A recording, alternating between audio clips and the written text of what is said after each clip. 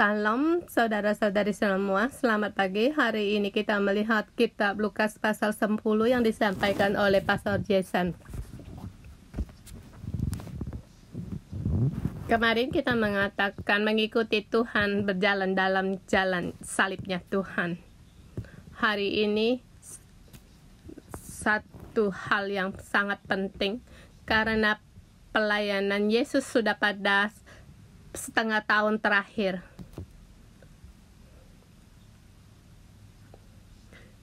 Di depan dikatakan Yesus di kota-kota dan dari desa ke desa melayani dan muridnya sebagai kesaksian. Di sebelumnya memberikan kuasa kepada muridnya dan melayani.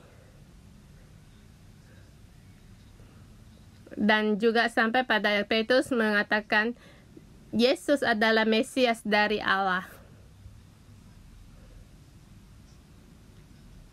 Dari awal sampai 3 tahun kepastian Petrus demikian turun naik. Pada saat itu Yesus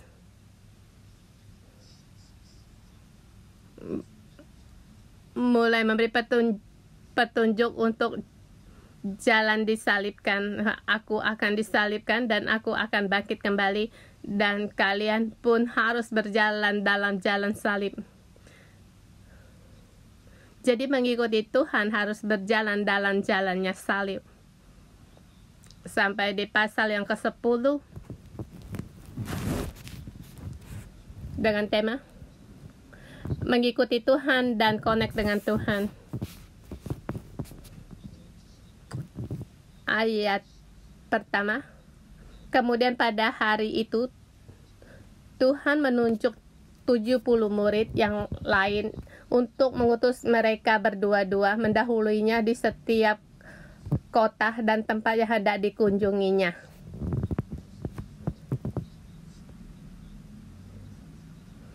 Di sini Yesus sudah 2 kali mengatakan bahwa ia akan disalibkan. Dan waktu sudah sangat mendesak.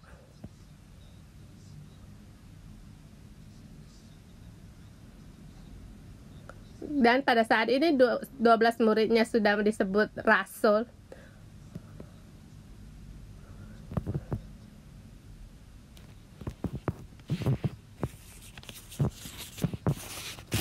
Yohanes dan Yakobus membisarkan agar menurunkan api dari langit untuk membakar Samaria. Hanya karena mereka tidak mengundang mereka makan. Ini keadaan muridnya, dan di sini ada sekumpulan orang. Mereka ingin mengikuti Tuhan yang tanpa mereka ingin mengikuti Tuhan tapi mengulur-ngulurkan waktu. Tuhan telah memanggil mereka tetapi mereka mengulurkan waktu. Dan dalam keadaan demikian Tuhan terus menunjukkan pekerjaannya. Sebelumnya 12 orang, sekarang 70 orang. Di sini dibagi 2 bagian. Satu sama dengan 24. Sebelum di tengah pengutusan harus connect dengan Tuhan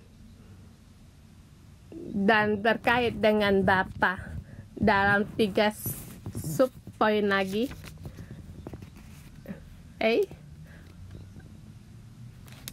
Murid-murid harus saling berkait untuk percaya kepada Tuhan.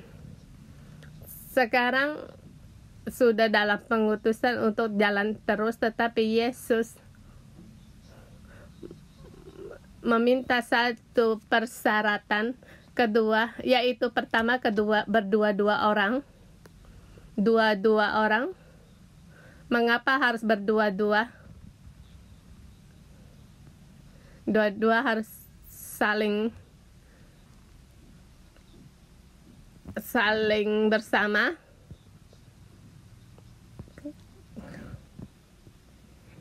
Kalau satu harus ada satu yang lambat, ada satu yang cepat, ada satu mau ke barat, ada satu yang ke timur. Maka di sini walau bagaimanapun mereka harus saling connect. Sekarang Tuhan berkata, aku mengutus kamu, tetapi kamu harus ada pendamping untuk saling mengasah. Kamu melayani harus berdua-dua, saling mengasah. Kamu tidak melayani juga dua orang dengan suami istri juga sama saling mengasah. Baik hubungan sama istri maupun anak juga saling mengasah hubungan. Baik di berbagai pelayanan atau di rumah, Tuhan menyuruh kita dua-dua untuk saling berkonek. Dalam keadaan demikian, di awal Yesus berkata untuk berdua-dua, dan dikatakan kalian harus berdoa. Sebelum bekerja, harus berdoa kepada Tuhan. Katanya tuayan memang banyak, tetapi pekerja sedikit. Karena itu mintalah kepada Tuhan yang mempunyai tuayan, supaya ia mengirimkan pekerja-pekerja untuk tuayan itu. Pergilah, sesungguhnya aku mengutus kamu seperti anak domba di tengah-tengah serigala. Di sini tuayan sudah banyak. Ini pandangan mata rohani. Tapi pekerja sangat dikit. Dulu 12, sekarang 70. Dan juga kehidupan masih banyak masalah. Tetapi saat ini, Yesus tidak menyuruh mereka untuk mengambil kesempatan bekerja, tidak demikian. Tetapi dia berkata untuk saling beradaptasi, jangan ribut. Bukan demikian. Dia berkata, pekerjaannya tidak cukup, kalian harus berdoa. Perkara banyak, kalian harus berdoa. Yaitu harus berdoa. Yaitu connect dengan Allah. Dalam pengutusan, murid harus saling connect dan juga harus connect dengan Tuhan. Dan juga harus percaya pada Tuhan.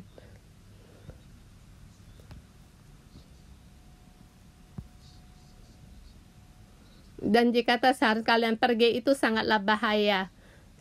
Seperti domba masuk di perkumpulan serigala. Dikatakan anak domba adalah para murid dengan kelemahan mereka. Domba memang sering ditindas dan serigala mau menggigitmu. Dalam pengutusan, sesungguhnya itu hal yang sangat bahaya. Tapi sekarang apa yang harus dilakukan? Di depan dikatakan jangan membawa uang. Juga di sini dikatakan jangan membawa pundi-pundi, bekal kasut, dan juga jangan memberi salam kepada siapapun. Kalau dikatakan dengan membawa uang, harus membawa berapa uang? Dan di sini mulai berpikir, bukan? Dan jangan membawa kasut. Kasut harus membawa pakai merek apa? Dan membawa berapa pasang? Mulai berpikir lagi hal yang tidak ada menjadi ada. Yesus berkata semua itu tidak perlu. Kamu harus fokus. Sekarang Yesus menyuruh kalian pergi. Yesus menyediakan segalanya. Fokus. Jangan memberi salam kepada orang di tengah perjalanan. Salam di sini dengan yang bawa itu berbeda.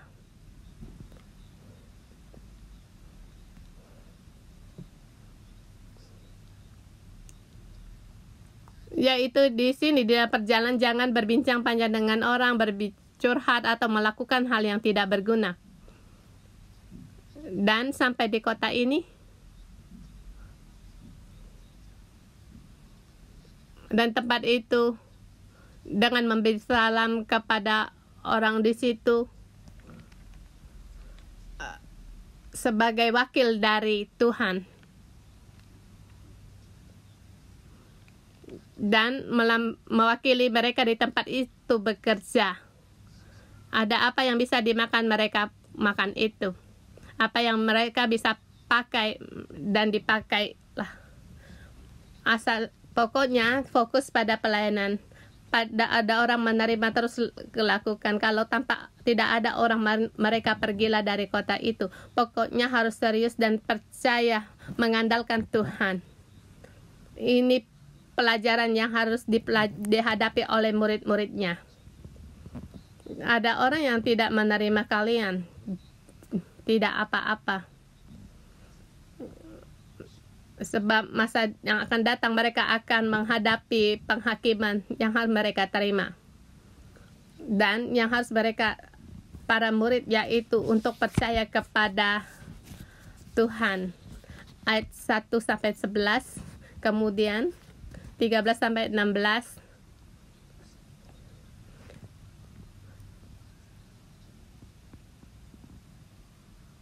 Murid-murid adalah wakil dari Tuhan dan juga wakil dari Bapa. Di tempat itu, Yesus memberitahukan kepada mereka, ada sebagian orang, mereka akan menolak mereka. Korajim salah satunya, Betsaida, Tirus, dan Sidon. Kapernaum pun demikian. Tapi kalian harus ingat ayat 16.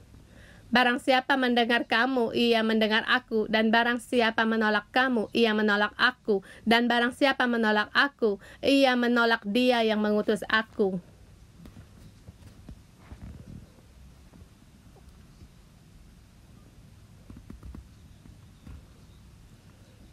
Seperti dia. Mendengar kamu, mendengar Yesus. Menolak kamu, ia menolak Yesus. Yang menolak Yesus menolak Bapa Sorgawi. Jadi kita adalah wakil dari Tuhan. Kita juga wakil dari Bapa Sorgawi. Jadi pada saat kita melayani, ada sebagian orang menolak kita. Dia bukan hanya menolak kamu. Dia juga menolak Yesus dan menolak Bapa Sorgawi. Jadi kita harus punya pemikiran demikian. Kita harus punya iman yang demikian.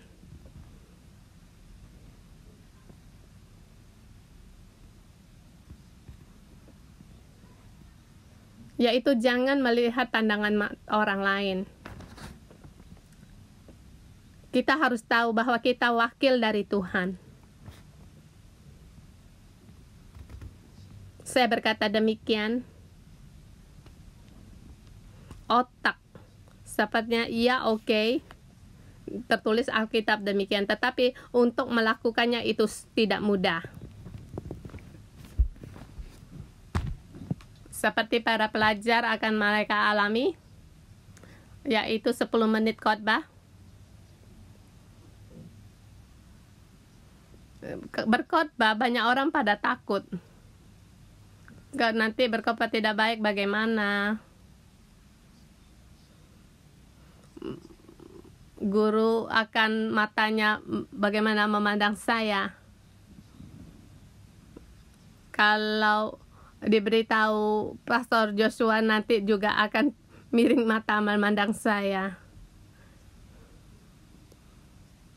Jadi di mata guru, di mata pelajar, di mata para pastor juga demikian. Saya merasa saya punya nasib yang baik. Pertama kali saya berkhotbah, ada seorang pastor yang mengajar aku. Kamu ambil mikrofon, Allah memakaimu. Allah memakai mulutmu untuk menjadi saluran firman-Nya. Jadi, kamu jangan takut. Para pastormu duduk di depan, kamu tidak usah takut. Ya, memang waktu kamu turun, kamu harus serius mendengar. Kamu harus mendengar perkataan otoritasmu. Tetapi pada waktu kami mengambil mikrofon, Allah memakaimu, memakai mulutmu. Dan juga kamu harus punya iman yang demikian. Seperti di sini pun sama. Kamu harus tahu bahwa Dia tidak menolak kamu. Kapernaum tidak menolakmu.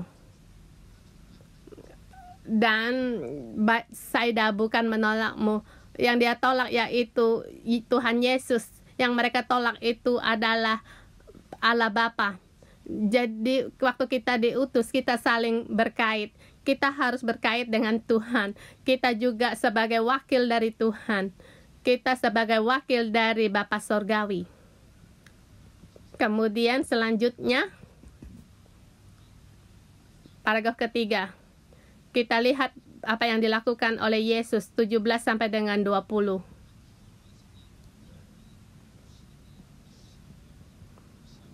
Yesus terkait dengan Tuhan bukan berdasarkan hasil. Sampai di ayat 24. Para muridnya kembali dengan gembira. Mereka gembira sebab mereka diurapi. Mereka mengusir setan sangat hebat. Dan nama Tuhan sangat berkuasa. Ini tempat di mana murid-muridnya sangat gembira. Tapi pengalaman saya demikian. Dalam nama Tuhan ada kuasa.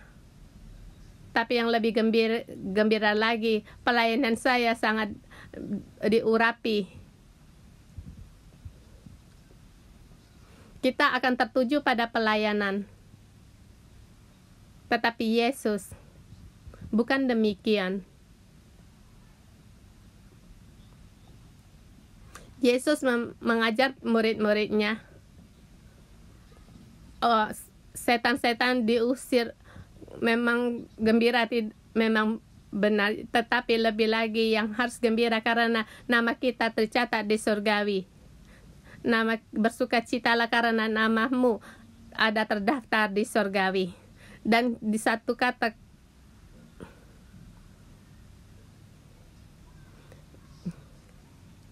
kitab Lukas ada 10 kali dikatakan doa Yesus. Ada 4 kali tema doa Yesus dicatat. Ini sangat, ini yang pertama kali di kitab Lukas. Yesus bagaimana? Dia bersukacita, dia gembira. Apa yang ia gembira? Dia berkata, "Aku bersyukur padamu Bapa, Tuhan langit dan bumi, karena semuanya itu Engkau sembunyikan bagi orang yang bijak dan orang pandai. Tetapi Engkau menyatakan kepada orang kecil, ya Bapa, itulah yang berkenan padamu. Semua telah berkenan kepadaku oleh Bapakku, dan tidak ada seorang pun yang tahu siapakah anak sendiri Bapa dan siapakah Bapa selain anak dan orang yang kepadanya orang itu berkenan dinyatakan segala." Siapa di sini yang dimaksud ke orang kecil? Yaitu di Paisaiba di Kapernaum, tempat di mana Yesus pernah melayani, tetapi mereka menolak Yesus. Itu mereka yang disebut dengan orang bijak dan pandai. Mereka menolak Injil Yesus. Jadi pada saat kita melayani, tempat itu menolak kita, kita akan bersedih. Yesus tidak, dia sangat gembira. Dia, apa yang ia gembira? Karena dia bukan menolak aku, tetapi ia menolak yang mengutus aku, yaitu Bapa.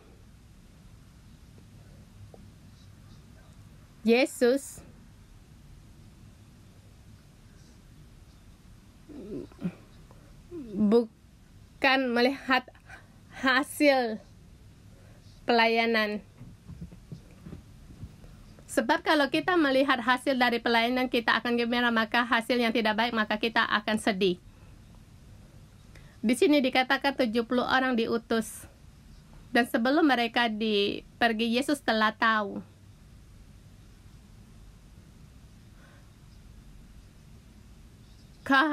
Khorazim, Baiseba, dan Kapernaum akan menolak mereka.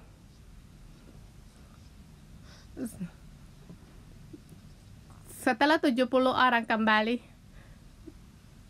demikianlah terjadi. Sebab Bapa Surgawi telah terlebih dahulu memberitahukan kepada mereka. Yesus merasa gembira. Sebab sebelum perkara terjadi, Allah Bapa telah memberitahu padanya, dan aku punya hubungan dengan Allah Bapa dan aku terkait dengan dia. Dengan hal ini dia gembira. Bukan karena hasil ia gembira. Jadi memberitahu 70 murid ini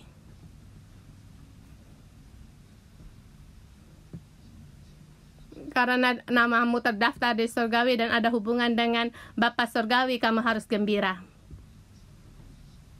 Jadi melayani harus terkait dengan Bapa Surgawi. Yang di dalam utusan harus terkait dengan Bapa Surgawi. Kemudian selanjutnya di situ ahli Taurat muncul.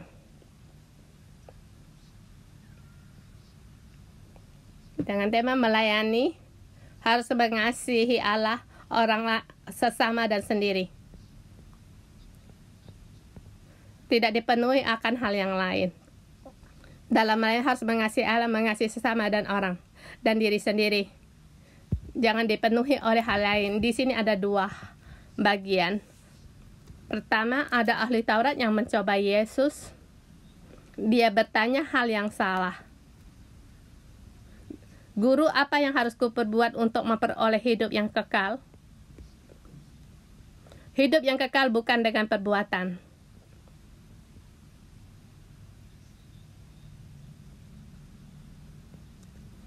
Yesus menurut pertanyaannya balik bertanya kepadanya, dan ahli Taurat menjawab dengan baik, kasihilah Tuhan Allahmu dengan segenap hatimu, dengan segenap jiwamu, dan segenap kekuatan, dan segenap budi, dan kasihilah sesamamu manusia seperti dirimu sendiri. Yesus berkata, jawabanmu itu benar dan perbuatlah demikian. Harus dengan iman, hidup kekal itu dengan iman, bukan dengan perbuatan. Sebab dikatakan tidak ada orang yang benar. Dan juga tidak ada orang karena perbuatannya dibenarkan. Dalam sejarah manusia, hanya 3 orang yang menurut perbuatannya dibenarkan. Pertama, Ayub, salah satunya.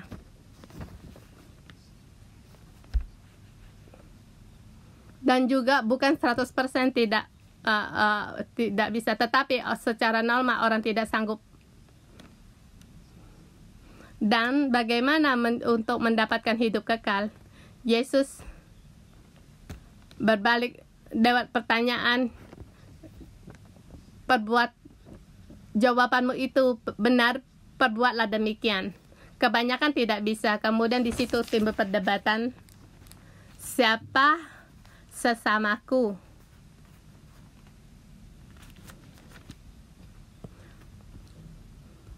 Di situ ada seorang dirampok yang dipukul hampir setengah mati. Seorang imam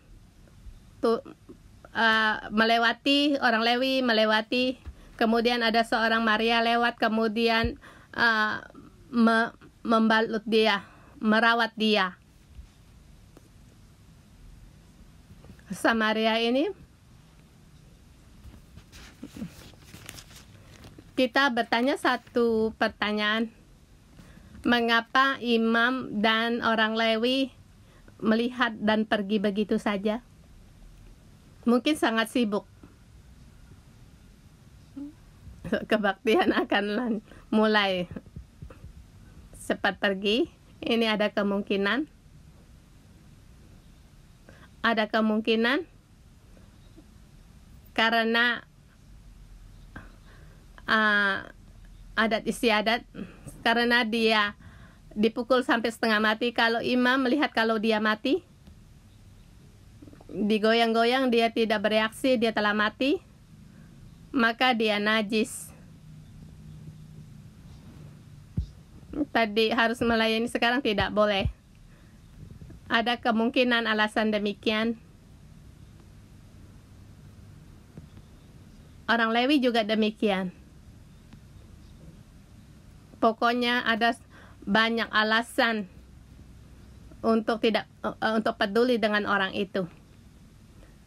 Sampai di sini Allah mengajar mereka, sesungguhnya kamu harus berbelas kasihan kepada orang lain, mengasihi orang lain, mengasihi semua orang.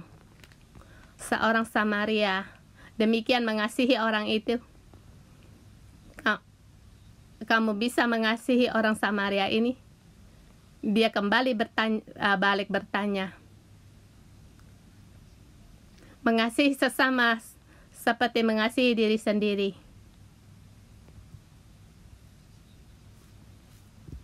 Saya ada perasaan yang baru. Mengasihi orang sesama seperti mengasihi diri, kesulitannya di mana? Kebanyakan orang tidak mengasihi diri sendiri. Bukan karena dia tidak mengasihi orang lain. Kita merasa kamu terhadap orangnya ada 70% mengasihi dia. Mengapa dirimu hanya 30%? Kita merasa orang ini tidak baik. Tapi pada waktu kamu melihat dengan teliti, orang ini mengasihi diri cuma 1%. Perkaranya di sini. Jadi Yesus mengasihi sesama seperti mengasihi diri sendiri.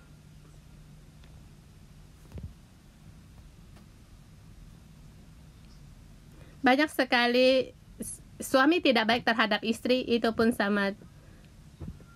Dan istrinya yang paling dekat dengan sesamanya, terhadap dirinya juga tidak baik. Terhadap diri tidak baik. Bagaimana suamimu bisa baik? Jadi, Allah, bagaimana kamu mengasihi Allah, demikian kamu mengasihi dirimu sendiri dan juga bisa mengasihi sesamamu. Yesus tidak mengambil target yang tinggi. Kalian menggunakan targetku untuk melakukannya. Bukan demikian. Yesus, kalau kamu begitu kecil kasihmu, pergilah kamu mengasihi orang sesamamu. Itu sudah cukup. Jadi Yesus memberikan kasih yang begitu banyak.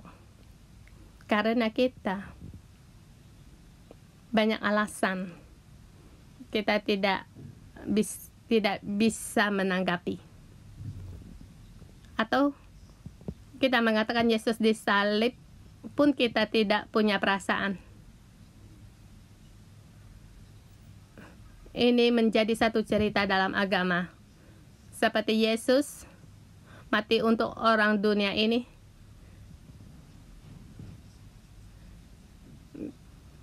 Tiba-tiba mendapatkan keselamatan. Kita tidak percaya kalau di dunia hanya aku sendiri, Yesus mati untuk aku.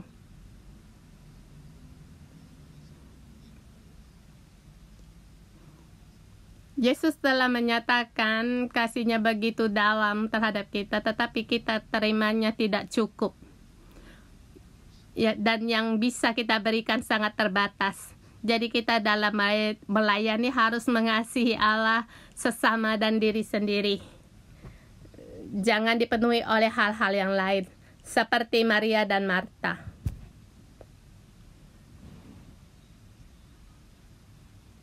Yesus ke rumahnya mengajar. Marta sangat sibuk. Sibuk itu hal yang normal. Tapi kalau sibuk sampai marah, sibuk sampai ingin marah kepada adiknya dan merasa adiknya tidak peduli akan dirinya. Seharusnya dengan umum Yesus marah kepada adiknya itu sangat baik. Allah dalam melayani ingin kita mengasihi dia. Tetapi kalau banyak perkara yang timbul, kita harus seperti Maria, yaitu pada Yesus dia datang. Sangat ingin orang mendengar firman-Nya. Dulu saya juga punya perkara. Pada semua orang mendengar siapa waktu makan bagaimana.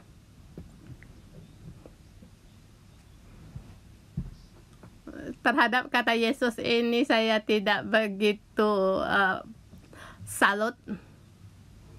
Saya bertanya Yesus, kalau demikian bagaimana harus dilakukan? Apakah 5 roti 2 ikan lagi? Di sini 5.000 7.000 orang pun bisa.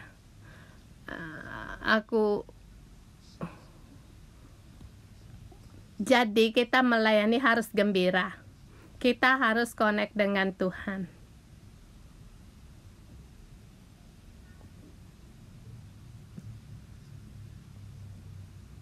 Seperti kita waktu KKR,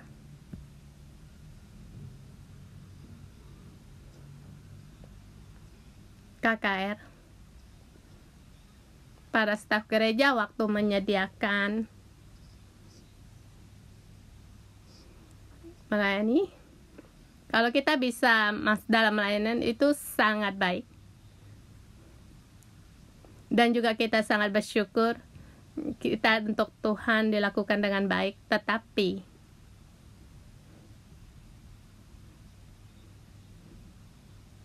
begitu banyak para pastor, mereka pesawat datang, mereka dengan pengorbanan mereka mendapatkan dan bertanya kapan lagi akan diadakan KKR. Dan kita ada yang didapatkan?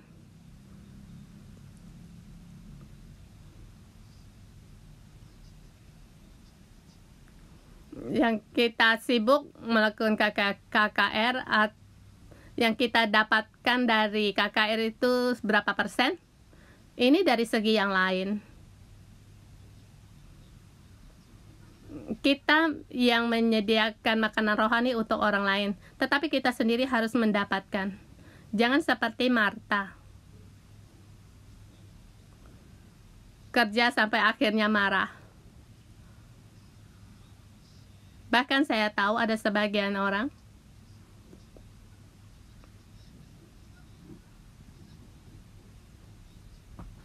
saya dengar ada para ibu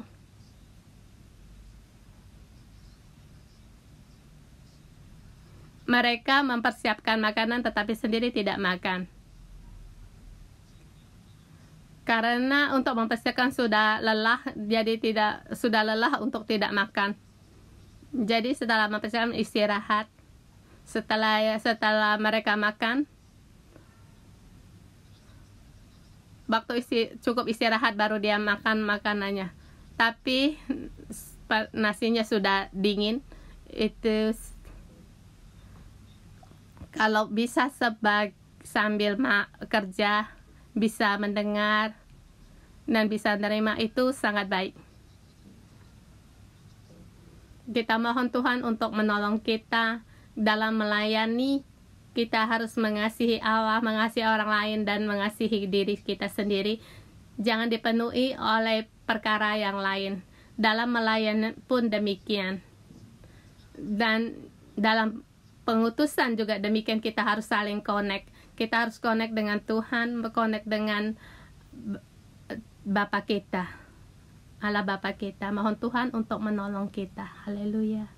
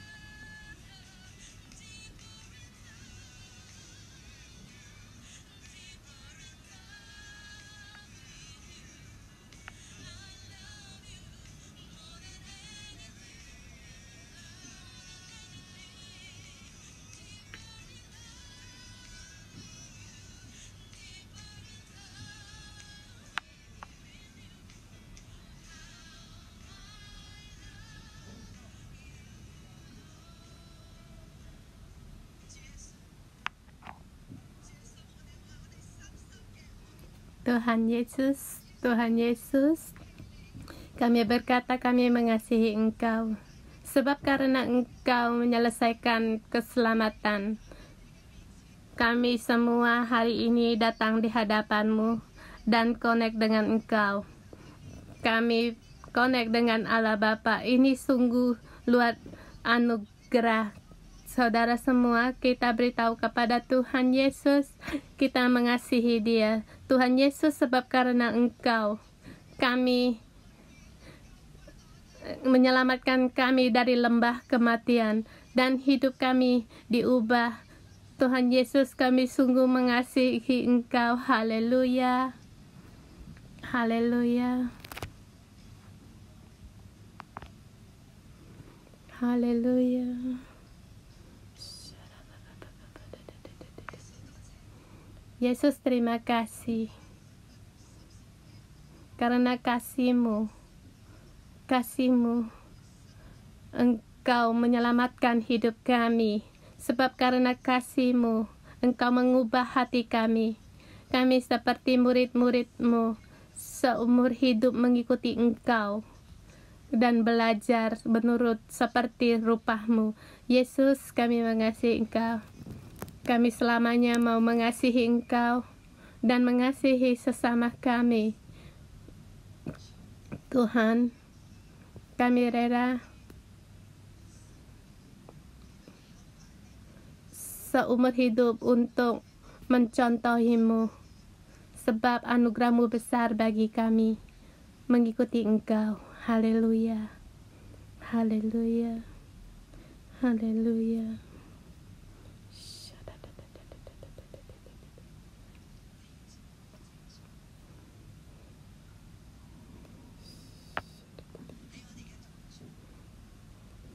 Saudara-saudari semua, di antara kita ada imam, ada orang Lewi, ada ketua sel, saudara dan juga saudara-saudari kami sangat berusaha untuk mengasihi Allah dan sesama, untuk melayani.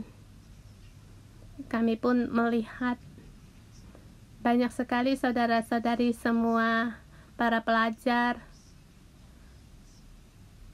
mempersembahkan diri sendiri, tapi dalam pelayanan, adakah kita seperti mata?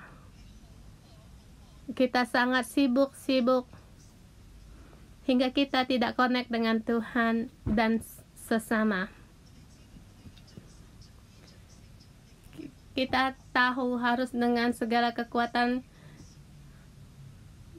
kita, kemampuan kita untuk mengasihi Tuhan Allah kita dengan segenap hati, segenap kekuatan kita untuk mengasihi Tuhan dan sesama kita, tetapi kita sibuk sampai makan pun lupa atau sampai kelelahan, tak bertenaga lagi untuk melayani. Kalau aku katakan itu adalah kamu atau saudara-saudari semua, kamu sangat lelah. Kamu lelah sampai kamu marah.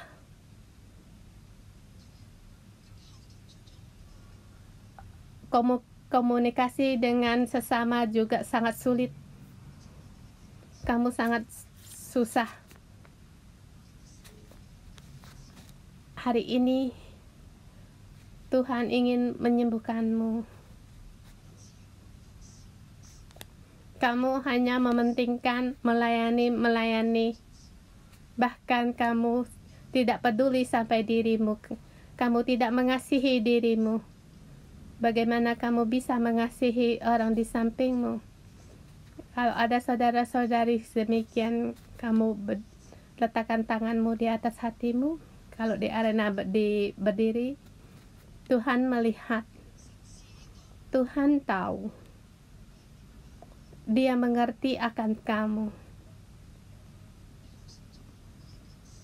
Kamu ingin menyelesaikan segala pekerjaan.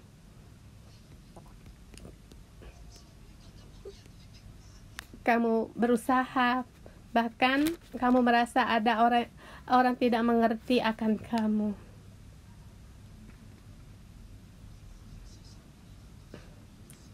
Kalau dalam melayani kamu punya pikiran yang negatif atau gereja kamu punya pikiran yang negatif, kamu merasa mengapa semua harus aku lakukan, aku yang ke sana. Baik di cell group, di gereja melayani, atau di konferensi ini, banyak sekali kata negatif atau kecapean. Di dalam hatimu banyak sekali, dalam hatimu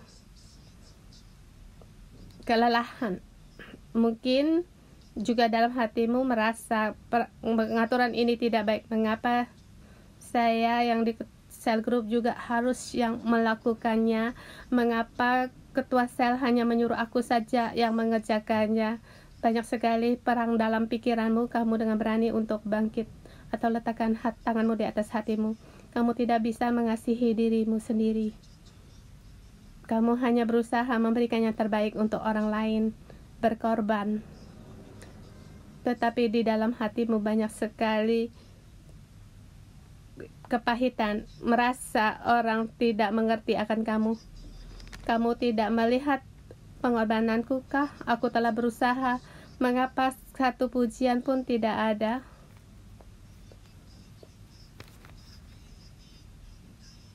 Bahkan menghadap pimpinan seperti direndahkan, bahkan dimarah. Berkata kamu melakukan yang tidak baik. Tidak ada kata pujian untukmu. Saat ini kamu berdoa pada Tuhan. Segala yang ada di dalam hatimu, kamu merasa aku tidak mengasihi diriku sendiri. Dan di dalam hatiku banyak kata-kata yang negatif. Di dalam hatiku bahkan diri sendiri pun tidak mengerti apa yang aku pikirkan. Sekarang serahkan kepada Tuhan.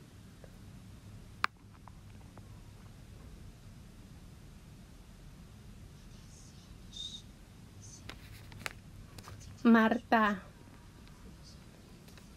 Sedang Marta sibuk, ia melayani, ia mendekat Yesus dan berkata, Tuhan, tidakkah engkau peduli bahwa saudaraku membiarkan aku melayani seorang diri? Suruhlah dia membantu aku.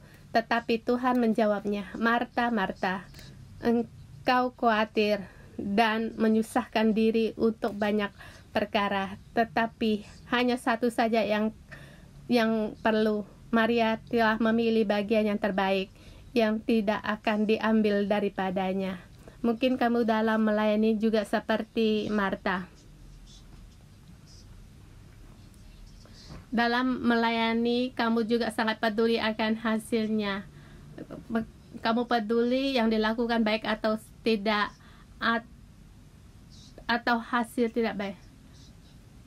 Hasil dari pelayanan bukan diri kita sendiri, dan bukan mengandalkan tangan kita terus-menerus bekerjakan, dan bukan mengandalkan target dalam hati kita. Kalau kamu peduli akan hasil dan target yang tinggi di dalam hati yang kamu susahkan, kamu tambah sibuk, kamu tambah lelah, dalam pikiranmu banyak peperangan. Saya mengundang kalian untuk berdiri. Terhadap orang lain kamu banyak pandangan. Mari kita datang di hadapan Tuhan. Tuhan, engkau melihat saudara-saudara kami yang berdiri atau meletakkan tangan di dalam hati mereka.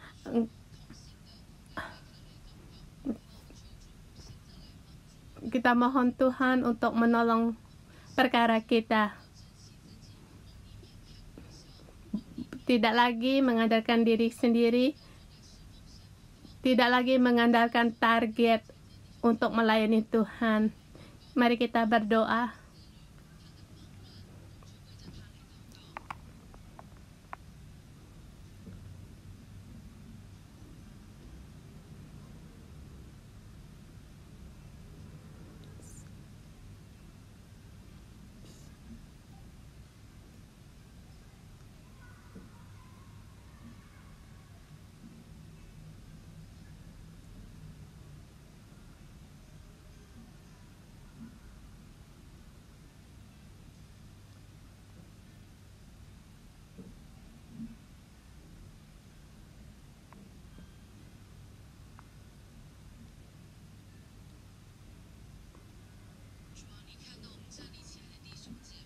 Tuhan, Engkau melihat saudara-saudari kami mengandalkan kekuatan sendiri untuk melayani Engkau, sungguh sangat melelahkan. Tuhan, saudara-saudari kami mengaku kami lelah. Setiap saudara kami berkata kepada Tuhan, dalam melayani kami lelah. Di dalam hati kami sibuk, kami tidak bisa mengasihi diri kami sendiri. Kami tidak bisa merangkul Engkau Bapa Surgawi yang mengasihi aku, yang hanya pada kami kerja, hanya mengejar hasil, hanya mengejar target pelayanan sampai akhirnya. Yang melelahkan hanya kami sendiri terhadap orang lain, terhadap Allah. Kami punya cara kami sendiri, tapi hasilnya kami berkata kepada Engkau, kami lelah, dan hati kami banyak sekali suara kepahitan, kata-kata negatif. Tuhan, tangan kami sangat lelah.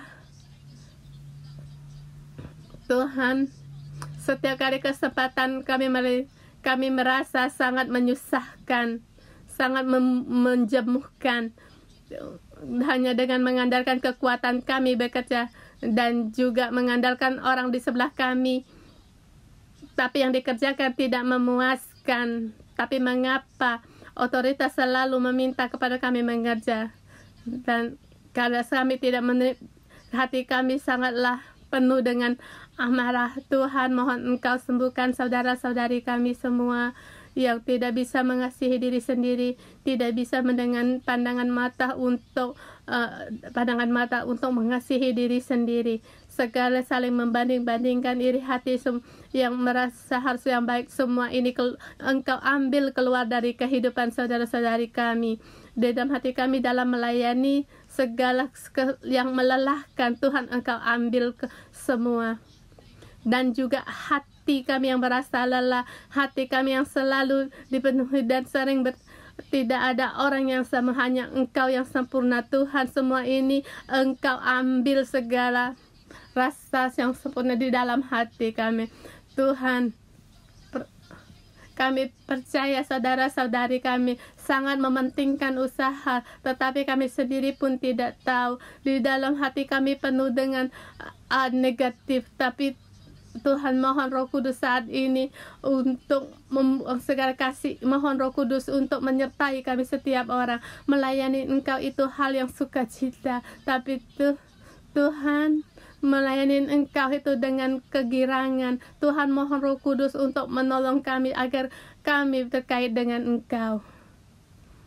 Pada saat saya berdoa, saya mendengar Tuhan berkata, pekerjaan yang ada di tangan kita, Dia ambil, diletakkan di bawah, dan melihat kita setiap orang, dan melihat mata kita. Anakku, pelayananmu untuk siapa? Untuk apa? Untuk apa pelayananmu?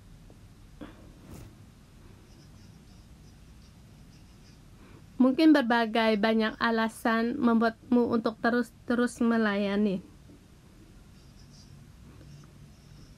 Kamu ingin ada hasil lewat melayani, kamu ingin memastikan dirimu sendiri, dan lewat pelayanan ini agar diperhatikan oleh pemimpin. Tetapi Tuhan berkata, Dia tidak perlu akan semuanya ini. Tuhan berkata, hai anakku, asal kamu pandang aku, asal kamu tenang di dalam di bawah kakiku, dengan tenang, dengan fokus menanti aku. Ini adalah pelayananmu yang terbesar, dan inilah perkenananku kepadamu. Perkenananku kepadamu, yaitu kamu datang di hadapanku, berdoa, menantiku. Itulah yang aku berkenan. Hatiku connect denganmu. Engkau kembali mendapatkan kekuatan. Kamu tidak akan menggerutu. Kamu tidak akan merasa susah, lelah.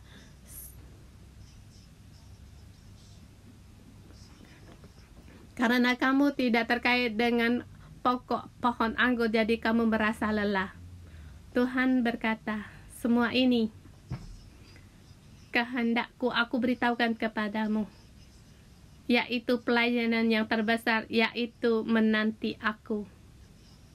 Menanti aku adalah pelayanan yang terbesar terkait dengan aku. Adalah kekuatan hidupmu. Tuhan, kami berterima kasih. Terima kasih kasih-Mu ada pada kami setiap orang.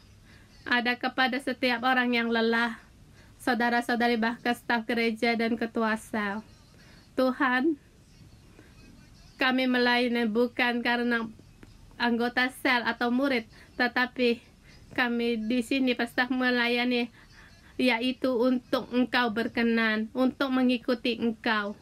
Tuhan, setiap saudara-saudari kami di gereja, hanya karena ada Engkau di gereja, kami akan gegembira. Tuhan, mohon Engkau menolong kami, agar kami setiap orang terkait dengan Engkau, dan sukacita kami ada di hadapan kaki-Mu, berdoa melayani Engkau. Mari kita bersama berdoa untuk hidup kita. Apakah kamu tidak ada waktu untuk berdoa? Sekarang beritahu Tuhan untuk menolong kita. Tuhan, aku tidak mau terkait dengan pekerjaan, dengan pelayanan. Tuhan, biar aku suka untuk terkait dengan Engkau.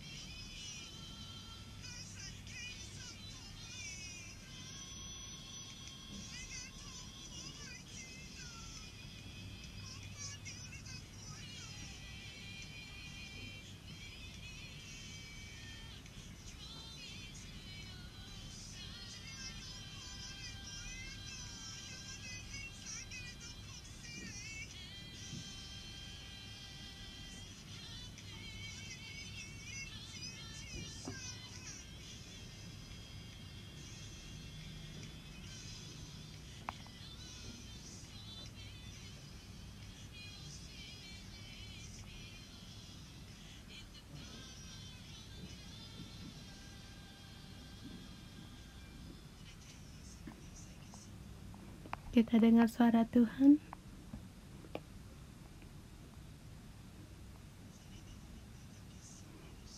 Tuhan, Engkau berfirman untuk setiap hati kami.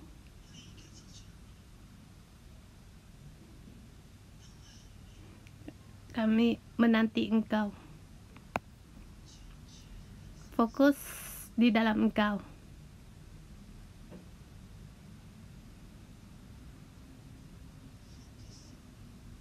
Focus on you.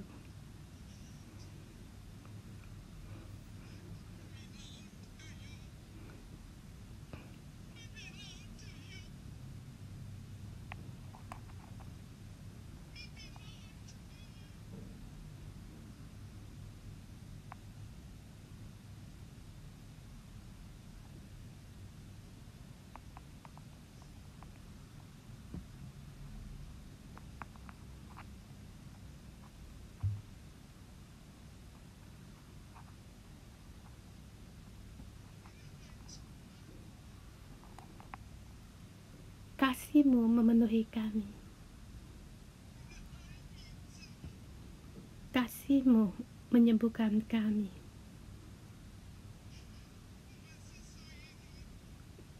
Kami adalah milik-Mu, bukan milik dunia ini.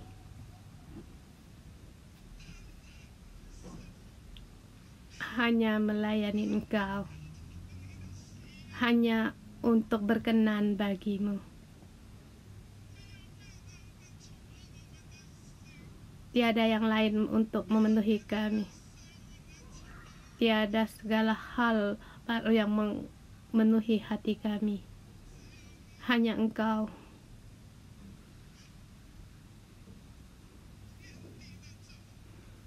Tuhan langit dan bumi.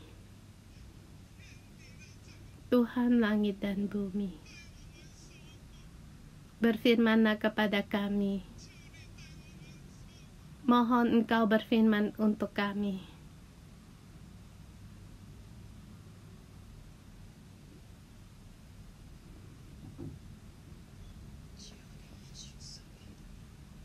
Tuhan, kami adalah milik-Mu. Tuhan, kami mendengar Engkau berfirman kepada kamu, hai anakku, kamu harus bersukacita, terus berdoa, selalu bersyukur. Kita harus selalu bersukacita, sebab Tuhan yang mengasihi kita. Sebab kasih-Mu tak pernah padam untuk memenuhi kami. Tuhan, kami bersukacita sebab kasih-Mu menjadikan kekuatan yang terbesar bagi kami. Setiap hari bisa mendekat pada Engkau, membaca firman-Mu, kepadamu, menanti Engkau. Yesus, terima kasih, kami memuji Engkau.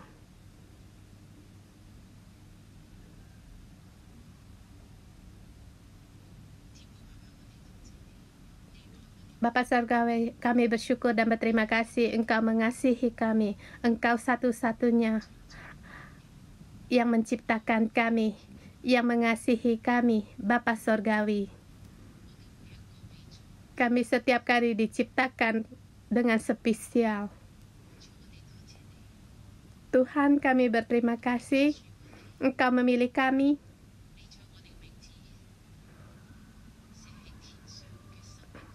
Nama kami tertulis dalam buku kehidupan di surgawi, bukan menulis apa yang kami perbuat, tetapi Engkau menulis nama kami. Tuhan, kami berterima kasih.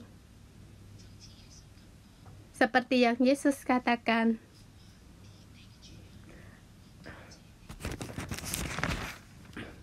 aku bersyukur padamu Bapa, Tuhan langit dan bumi. Bapa semua karena kebaikan-Mu. Aku dalam nama Tuhan Yesus Kristus memberkati kita setiap orang. Fokus kepada Tuhan. Kamu, aku, dan Dia. Tuhan, semua adalah kehendak-Mu. Semua adalah kehendak-Mu dan pilihan-Mu dan kasih-Mu. Dan semua yang Engkau perbuat. Nama-Mu yang ditinggikan. Pekerjaan-Mu sampai selama-lamanya. Kehendak-Mu berjalan di bumi seperti di surga. Tuhan, kami hanya percaya kepada Engkau, bersandar kepada Engkau. Berkati kami setiap orang, setiap hari iman kami terkait dengan Allah. Kasih kami jangan juga terkait dengan Yesus, mata kami terkait dengan mata Allah Bapa selamanya di hadapan Tuhan. Ya Bapa, aku bersyukur padamu. Berkati kami setiap orang bersukacita dalam nama Tuhan Yesus Kristus. Amin. Kita renungan pagi sampai di sini. Tuhan Yesus memberkati.